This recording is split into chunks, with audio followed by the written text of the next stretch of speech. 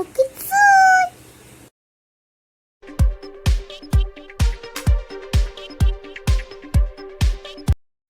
காட்டில் பறவைகள் கூட்டமாக வாழ்ந்து வந்தன. ஒரு நாள் அந்த பகுதிக்கு ஒரு வேடன் வந்தான்.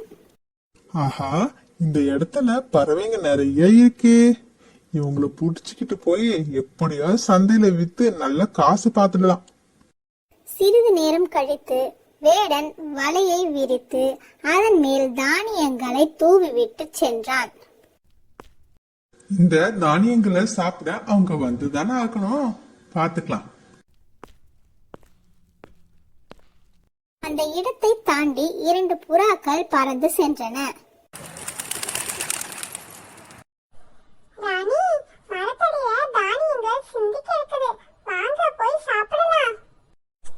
அவ்வளவு ஈஸியா உணவு கிடைக்குதுன்னா அது நமக்கு ஆபத்தை தரும். அந்த உணவு கிட்ட யாரும் போகாதீங்க. நான் உங்களுக்கு உணவு சேகரிச்சுட்டு வரேன்.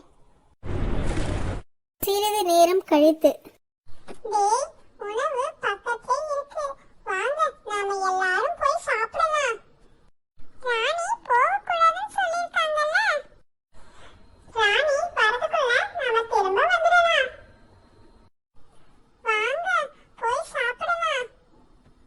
அனைத்து புறாக்களும் வலையில் உட்கார்ந்து தானியங்களை சாப்பிட ஆரம்பித்தன.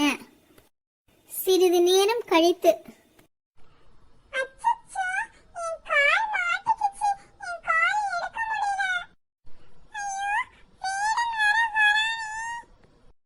ஆஹா, நான் விரிச்ச வலையில எல்லா பறவைகளும் மாட்டிக்கிச்சு. அப்பொழுது அங்கு வந்தது ராணி புறா. நான் உங்களை இங்க வரக்கூடாதுன்னு சொன்னேன், ஏன் வந்தீங்க? ராணி, எங்களை மன்னிச்சிடுங்க, நாங்க தெரியாம பண்ணிட்டோம். இப்போ நாங்க எப்படி வரதுன்னு எங்களுக்கு தெரியல, எங்க கால் மாட்டிக்கிச்சு. நான் சொல்ற மாதிரி செய்யுங்க. எல்லாரும் ஒரே நேரத்துல ரெக்கையை விரிச்சு மேல் நோக்கி பாருங்க. புறாக்கள் வலையோடு தப்பித்தன. ஐயோ, என் வலை புறாவும் பூச்சு, என் வலையும் பூச்சு.